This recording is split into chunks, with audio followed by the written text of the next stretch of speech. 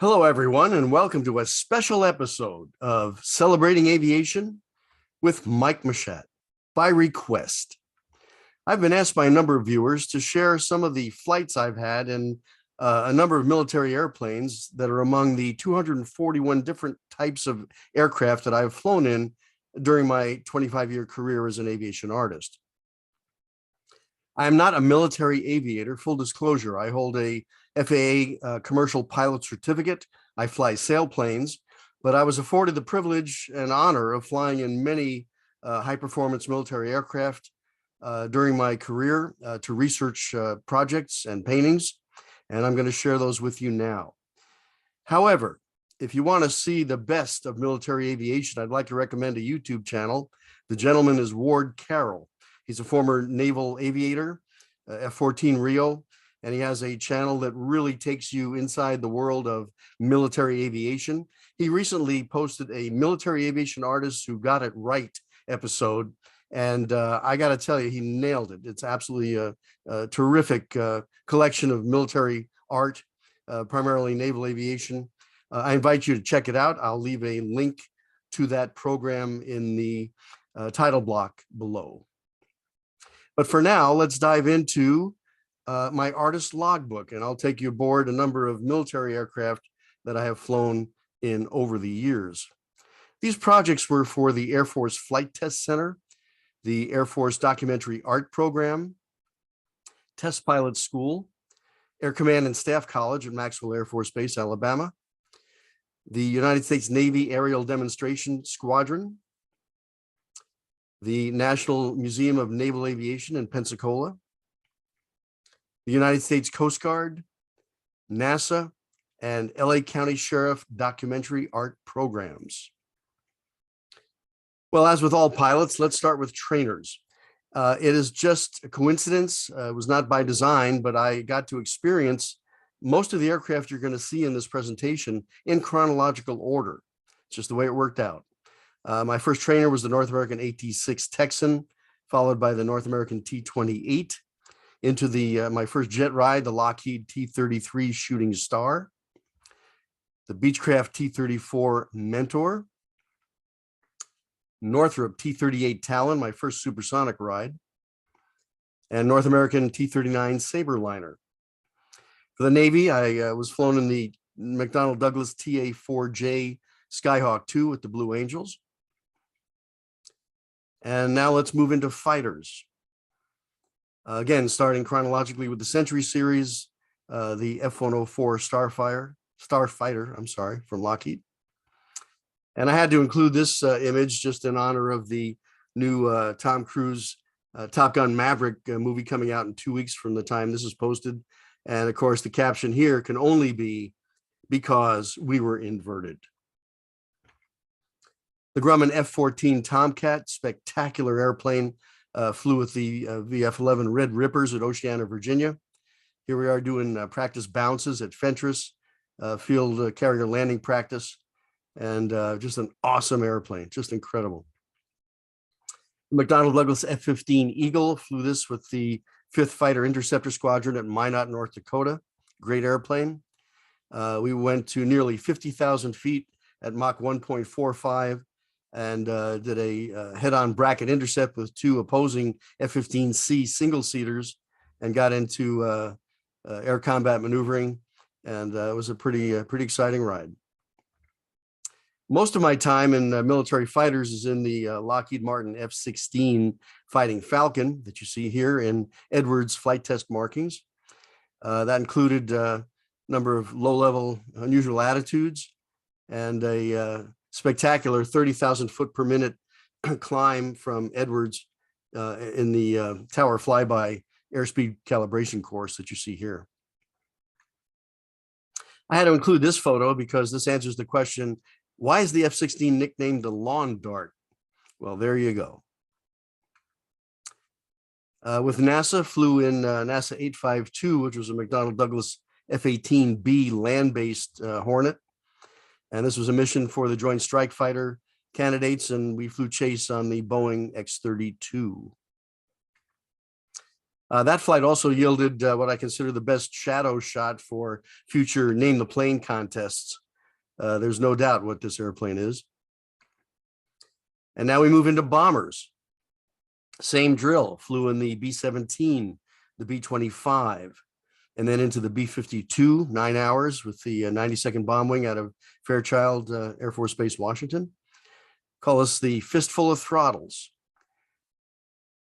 And we did the low-level river run on the Colorado River, bouncing around inside on a practice bombing mission with 2 B-52s in close formation. It was a memorable ride.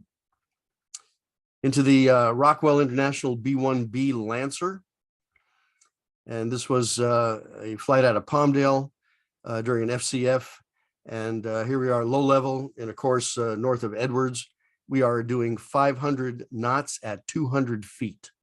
And I have to tell you, folks, it was as smooth as sitting in a big Mercedes on the Autobahn, just smooth as silk. Of course, I had to take the obligatory shadow shot from the cockpit. I did not fly in the B-2, but I flew a chase mission with the B-2, and I thought I would include that here because it's such a stunning aircraft and looks different from every possible view you could think of. Compare this to this, or the underside in a low level. Just a magnificent airplane. And now transports and tankers, and we begin with the C-54 that you see pictured here at Tachikawa Air Base in Japan.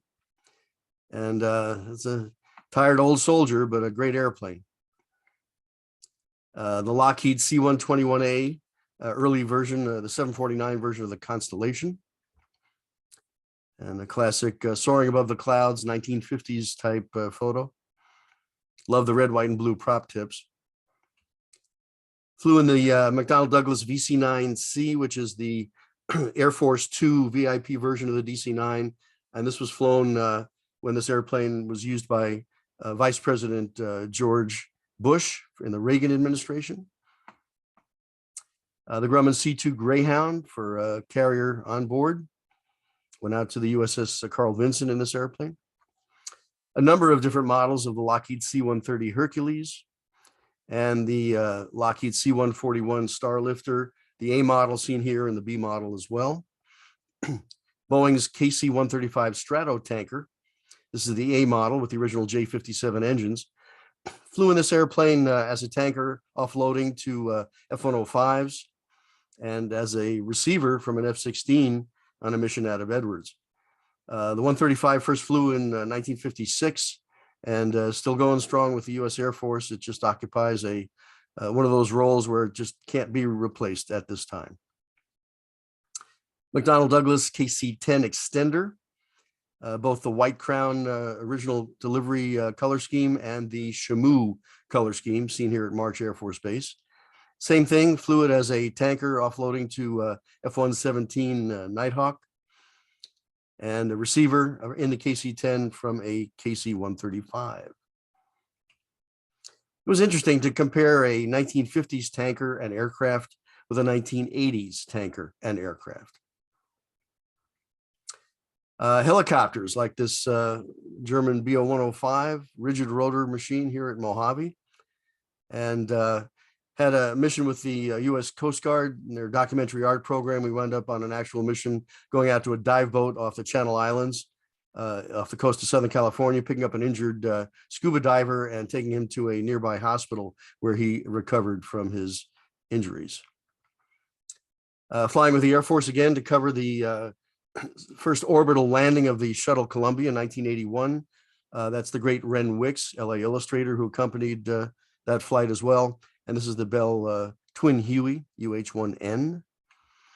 And then the LA County Sheriff, a number of helicopters, the Bell 47 G3, the Sikorsky H-34, and Hughes 500 Charlie and 500 Echo. And a fair amount of time lately in the Eurocopter AS-350B2. Great machine used for patrol with the LA County Sheriff. And I'd like to close with a category I'm going to call Other. If you're familiar with the channel, you know that I served as a staff illustrator with McDonnell Douglas Long Beach for about 10 years. And one of my responsibilities in that role was special projects. And one day I'm sitting at my desk, the phone rings, and I get a call from the Goodyear Tire and Rubber Company in Akron, Ohio. And they had a special request.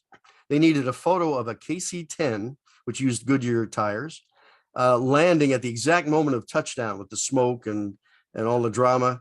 And so I was able to coordinate with Long Beach Tower, Douglas Flight Test. We had a KC-10 coming back from Yuma on a test flight at about 4:30 in the afternoon, perfect lighting, had the crew out there at runway 30. And here's the photo. What Goodyear was going to do was crop in and make a photo mural for the lobby of their corporate headquarters building. And that looked like this. And it was a very successful project. We all had a lot of fun. When it was all over, I got a nice call from the rep back there in Akron, and he said, "Mike, this worked out just great. There's ever anything I can do to say thanks?" And I said, "Well, funny you should ask. You know, I've never been up in the blimp." Done. So here we are at right off the Harbor Freeway in LA at the blimp headquarters there for Goodyear. This is the old airship Columbia that's now been replaced with a more modern Zeppelin type aircraft. But this is back in about 1982. And here's the blimp taking off. Notice that the ground crew all have their fingers in their ears. It's a very loud airship with the twin props. But once aboard, believe it or not, inside there are no seat belts, and you can actually raise the windows up and lean out and take photos. And here we are over Long Beach Harbor. That's my wife, Sherry, on the right, taking pictures. And I was next in line, so I had this shot taken looking straight down on the RMS Queen Mary, which is still there in Long Beach. It's a fixture of the city. And it was a great ride. Not very fast, not very high, but a lot of fun. So there you have it, a quick look at some of the military airplanes I've been privileged to fly in my career. We're going to come back and revisit commercial airliners, sport aircraft, and a number of other interesting airplanes in the weeks and months ahead. I want to say thank you, as always, to my dear friend Tony Landis and Colonel Chris Ledette for the photo images that you saw in this presentation. Always thankful for those. And thank you so much for celebrating aviation with Mike Machat. I hope you enjoyed this episode. And until next time, take care.